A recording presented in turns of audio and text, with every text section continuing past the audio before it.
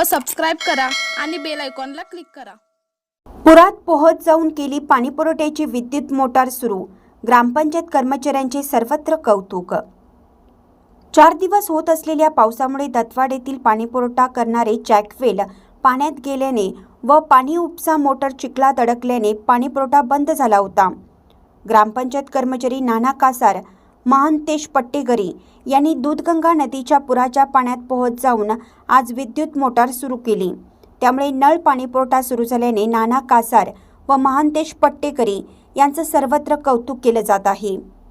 कोकणासह सर्वत्र पाऊस होत असल्याने दत्तवाड येथील दूधगंगा नदीच्या पुराचे पाणी पात्राबाहेर आलं असून गवताची कुरणे, स्मशान शेड बुडाले आहे। याबरोबरच दत्तवाड ग्रामपंचायतीच्या पाणीपुरवठा जॅकवेल पाण्यात गेला आहे। त्यामुळे विद्युत मोटार गाळात अडकली होती व पाणीपुरवठा बंद झाला होता।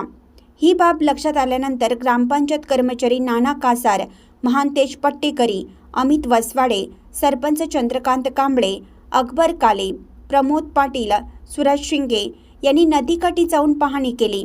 यानंतर नाना कासार व महंतेश पट्टेगरी यांनी पुरात पोहोच जाऊन जॅकवेलची मोटार सुरू केली। यामुळे गाव पाणीपुरवठा सुरू झाल्याने गावातील महिला वर्गाला दिलासा मिळाला। याबद्दल नाना कासार, महंतेश पट्टेगरी यांचं सर्वत्र कौतुक केलं जात आहे। इंडियाचा आवाज न्यूजसाठी दत्तवाडहून जहांगीर रणमल्ली।